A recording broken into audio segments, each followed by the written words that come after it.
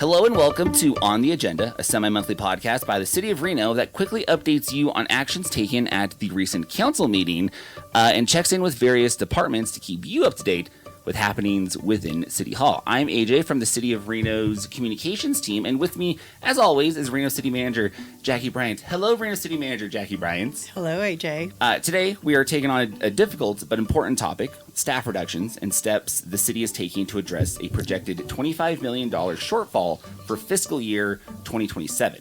But before we get into our main topic, let's review just a few action items that were taken at the July 23rd council meeting.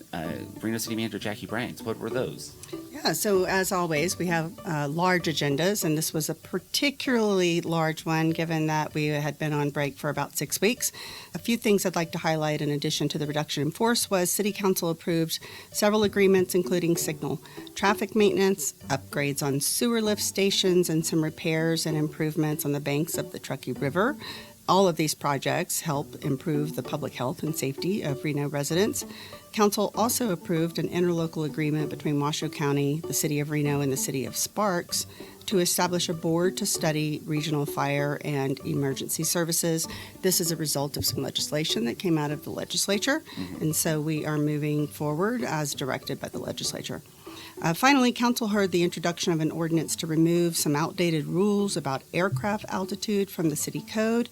We do not regulate aircraft or their altitude. However, we are going to go ahead and clean up some things that need to be taken care of. What a random thing to be. No kidding. Yeah. Weird. Thank you, Reno City Manager Jackie Bryant. We always appreciate the updates. During this week's meeting, Council heard a presentation regarding workforce reductions, an effort to proactively mitigate the forecasted shortfall for the 2027 fiscal year budget. Joining us today are the City of Reno's Director of Finance, Vicki Van Buren, and Barbara Ackerman, the Chief Examiner for the Civil Service Commission. Hello, Vicki and Barbara. Welcome to On the Agenda. Hi, AJ. Thank you for having us. It is your second time, Vicki. You are a regular now. It is my second time. So let's start with the numbers. Vicki, tell us a little bit about the budget and what has led to the $25 million shortfall that is being forecasted for the fiscal year. This is it's a hard topic. Many people are aware that the city has a forecasted shortfall for the fiscal year 2026. That's the one we're currently in. That was the budget that was just recently adopted. We're able to address some of that shortfall through temporary measures like holding vacant positions vacant, using one-time savings, and reducing overall operating and capital expenditures. So as we look forward, looking to project for fiscal year 2027, the one that will actually begin July of 2026, that's the next budget cycle that we'll be working on. Our forecasts are already identifying and showing us that revenue shortfalls that are currently, we're seeing them now, will impact the next budget year as well. The projected shortfall is primarily due to the fact that we're entering the fourth consecutive year of significantly slow revenue growth, and it's particularly challenging for us with C-Tax because it's the largest revenue source that we have in the general fund. It results in revenues that are increasing at a slower pace than our expenditures, and it's a slow, prolonged fiscal imbalance that we're seeing.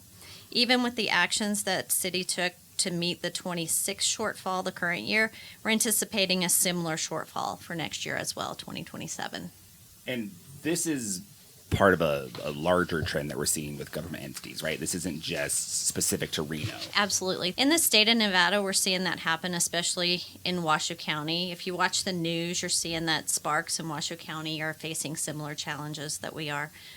Across the nation, we're seeing the same thing. Consumer spending has been volatile and costs of labor and materials have increased significantly. And if you take the time to search news stories across the country, you'll see numerous cities dealing with the same issues. Yeah, so Vicki, I kind of want to level set and explain to those who are listening. We're talking about challenges associated with what we call the general fund, right? Yes. And what does the general fund do? Why would the community care if we have challenges in the general fund? The general fund is typically what you as a public member would think about when you think of government services. You think of services being provided like police, fire, dispatch, emergency services for the community. You also think of, general administration, IT, finance, all of those areas that really run the city. That's what we use these general revenues to pay for those services. And general fund, the revenues that come in for the general fund, they're primarily C-tax, which is 80% of which is sales tax. So for just everyone's awareness, we can just call that sales tax, right? Yes. And then the second major bucket is property tax. Yes. Third bucket is franchise fees. Can you Yes. kind of give us an overview of where we're seeing those revenues trending right now? Consolidated taxes, as I mentioned, we're on year 4. We're actually in the 4th year of revenues that are either flat or just marginally growing. And as we all know, things don't just stay the same. Everything costs more year over year. So that compounding increasing of those costs is outpacing any smaller marginal growth that we're seeing in that space, which is really sales tax. When you look at property tax, the second largest revenue source, it's growing, but it's only growing at a smaller, reduced rate that isn't meeting the same growth rate as expenditures. So it can grow anywhere from 6 to 7% on average a year, and doesn't keep pace as well. And that has to do with our structure of our system for taxing on property tax, which is probably a whole nother show. So that's a declining revenue source technically, because we do have depreciation and other things. Not really going to get into that today. And then franchise fees. Franchise fees, we get a percentage of a franchise fee, and that can be on gas, electric, telephone, sewer, a lot of the services that are out there. And again, that's set by the legislature, most of those. It's 5% of gross, and what we're seeing in that space is very flat revenue growth there as well. Whereas normally, in normal years, you see at least some growth, and that's due to population and inflation. In those spaces, it's very flat, or even in some cases declining, like electric in the area, in the space where the weather. So we look outside, the weather this year has been very mild. So you don't have a cold winter, you don't have a really hot summer like some of the summers we've seen. So since it's based on gross sales, that revenue source declined this year. And so those are very hard to predict year over year.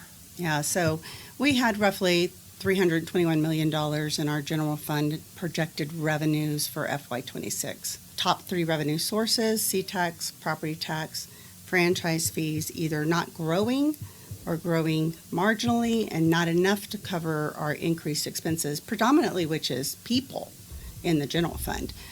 What percentage of the general fund pays for things like police, fire, and dispatch? If you look at the total budgets, including, all the equipment and other things that those particular departments need just to run on a daily basis, 64% of the general fund is just for police, fire, and dispatch to run those departments and pay those employees. All right. And we still don't have the same number of employees with regard to police and fire that we did in 08, 09, or 2010 during the Great Recession, right? Police has not reached back that point again, no. Okay, so we're still kind of struggling, and with that, 36% is covers salaries and services and supplies for things like IT, human resources, finance, admin, some other things which we actually need to support police and fire. So really, well over the majority of our budget supports public safety. That is correct, yes. So when it comes to staff reductions, they're always difficult. So let's talk a little bit about that. Barbara, you're now going to be in the hot seat for this. So let's talk a little bit about staff reductions and just what that process looks like when it comes to staff reductions. So yes, AJ, you're correct. It is very difficult. However, you have to keep in mind that the economy is always in flux, and because there's always a chance for there to be dips in the economy and reductions in force is exactly why there's processes and procedures that are part of the Civil Service Commission rules, city charter, and some of the other documents that have been created to address these types of circumstances, it's important to understand that the authority to initiate a reduction in force really comes directly from the Reno City Charter. And based on that, City Council must formally direct the city manager to reduce staff. So the city manager would then develop a strategic plan that would identify the departments, the classifications, and the number of positions that would be reduced. That plan is then carried out by department leadership in coordination with civil service and HR. So what is the role that civil service plays in ensuring fairness and consistency? As a neutral third party, they really are there to ensure that layoff processes are fair, they're rule-based, and that employees are treated equitably in the process. So just, for clarification, so what happens is I identify the positions, and the positions can be based on a variety of things, such as strategic plan, council priorities, workload. But once I do that, civil service takes over, right? Correct. And then there are rules in place that outline exactly how all of that plays out. Super complicated, but between civil service rules and processes that are in place and administered once again by that third neutral party in the process and employee CBAs, right? All of the things that occur once your decision is made are pretty much out of your hand and are following those processes. Yeah, and so 85% of the employees at the City of Reno are represented in a union. Correct. Very few, comparatively, are unrepresented. So this can have a significant impact to the represented individuals, which is something that you are responsible for ensuring that there's no favoritism, that I can't go just pick and choose. There has to be a process based on seniority. Tell us a little bit about bumping rights. So those are pretty complicated. And once again, they follow a very defined process and procedure based on a whole lot of criteria. And that's why when it has been determined that an employee is being laid off, that they have the opportunity to come back to the organization through a reinstatement process. And those are clearly outlined once again in civil service rules. So this week, council approved a resolution that gives city manager the authority to implement these staff reductions. So Jackie, tell us a little bit just what that has looked like. Yeah, so first of all, this is super difficult. It's painful for me, it's painful for the supervisors, it's painful for the impacted employees, for council. It's just a very difficult decision. But we have an obligation to continue to provide services that are critical. And this council has consistently prioritized public safety, police, fire, and dispatch. As you heard earlier, 64% of our entire general fund budget is police, fire, and dispatch, and that doesn't include the associated components that they need to operate, like IT. No one operates without IT now. Right. So, what does it look like, and why is it necessary?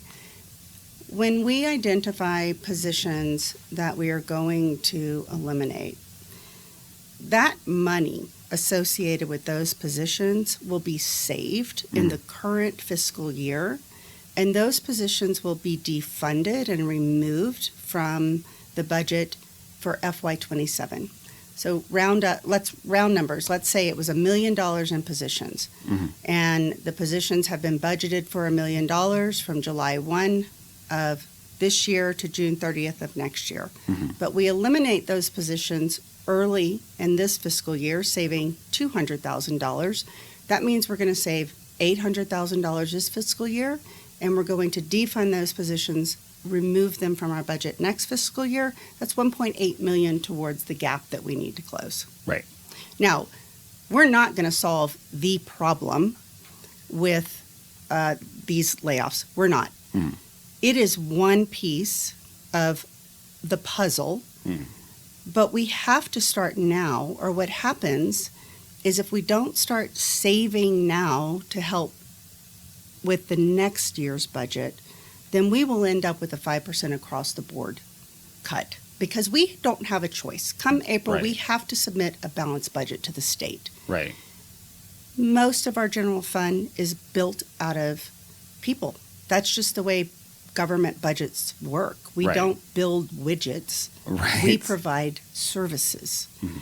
And so there really is no way at this point to close that gap without impacting people. Mhm. So let's talk about the 8 that were identified. I'm not going to go into the specific whys. I can tell you that we do a reduction in force for budget reasons and budget reasons only. And the impacted individuals are excellent people, excellent employees. None of that is a factor in the decision process. But when we look at the strategic plan and we look at workload, Mhm. you know, I made a decision that impacted 8 people, and I take that decision very seriously. Right. And it's unfortunate, but I have a broader obligation to this organization, this community, to protect our public services as much as I possibly can, because that's been the community, the council's priority. So that's where we are. So there was some feedback and criticism that I moved ahead of council, and I appreciate that. And I guess what I can say is that by providing a verbal, courtesy, informal notice to those impacted employees, we actually gave them a little bit more time. And I think that that was important so that they had longer runway.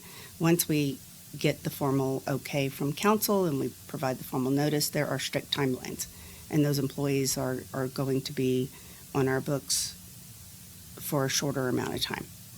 And I wanted to be able to give them a little bit longer. So I did a verbal courtesy notice to them that should council approve this request, they would be noticed. So, we have seen that a lot on social media, people just saying, well, 8 isn't going to be $25 million, but you explained It will not. It's part of it. That goes It into will not. revenues. I can tell you that the 8 is 1.6 million all in. Right.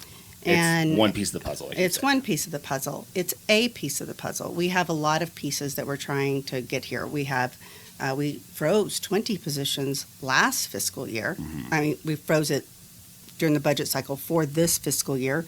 That was roughly $3 million. So now we're going to freeze those again. We're not going to be able to fill those positions. So that's $3 million plus 1.6. So now I'm at 4.6 of closing the hole. We did some other things last fiscal year that for this budget that we're going to be able to do for FY27, but it's not going to close the entire gap. It just won't. Our revenues have declined, as Vicki said, for the 4th year in a row. Our employee costs go up every year. Everything goes up every year. Right. Nothing gets cheaper. So when we don't have revenues coming in that are consistent with our expenses or commiserate with our expenses going up, we must make cuts. Mhm. That's just where we are. We can't sell more widgets. We can't raise the price of things. Right. The services that we provide, there's no fee for. It comes through the consolidated taxes and the property tax and franchise fees. So it is one of the things. We will be looking at a variety of other things. We will be looking at, benefit reductions. But again, the benefits that are in a collective bargaining agreement are negotiated benefits. Mhm. Council does not have the authority, nor do I have the authority, to go in and remove those benefits. I can't go in and say to individuals who are in a collective bargaining agreement, I'm going to cut your salary by 5%. That's not how it works. Right. I have to open up a negotiation, and they have to be willing to do that. And being that they're 85% of our workforce, that is where the money is. Mhm. So we need to be very prudent and thoughtful and conservative so that we do not find ourselves in a bind in 8 to 10 months. Is there anything that you would like residents to know about this who may be concerned about impact to services? Yeah, I would say, council's number one priority has consistently been public safety. Mhm. It's identified that way in the strategic plan. It's identified that way in the budget. I always say, what's important to someone about how they spend their time and their money. and we spend ours on public safety. That is the priority. It doesn't mean that other services aren't important or aren't worthy, Right. but it does mean that when there is a choice to be made, we must do everything we can to protect public safety, like police, fire, dispatch, and public health. So that's first. Number two is that there are an entire team of people working on these efforts. And it is something that Vicki and I talk about ad nauseum daily now. We are committed to minimizing the impact on the public. We are committed to minimizing the impact on the affected employees and to minimizing the impact on the employees that remain. I mean, when work is shifted from an employee that has now been laid off, someone else has to pick that up. It's not like the work goes away. Right. Things take a little bit longer, but we do need to get the work done, and I'm committed to excellence in work, and that is the expectation. And so people have to adjust. They need to be efficient. They need to use different tools. They need to look at their workload and look at how they're doing their work in order to figure out whether or not they are operating at the best and highest use of their skill sets. So this has been a challenging conversation, but an important one. As always, our goal at the city is to be transparent, fiscally responsible, and forward-thinking. Before we sign off, Jackie, tell us a little bit about the next agenda for the council meeting on July 30th. So, as difficult and long as this agenda was, the next one will not be. Oh, good. So we have really two kind of big items that are going to hit and I think are very interesting. One is about our sewer utility. So, as you may know, we have a variety of lift stations and sewer treatment plants and lots of miles and miles of pipes that connect all of those things. So you're going to see a very broad overview of the sewer system that City of Reno is responsible for. And the second item that will be interesting is a text amendment where we're going to be talking a little bit about the police facility impact fee. This is a fee that's been around for quite some time. It's time to make some adjustments to it, and so there'll be a presentation and a request of the council to talk about making some adjustments to that fee. Awesome. As always, if you want to find a full agenda, you can always check out our website at reno.gov/meetings.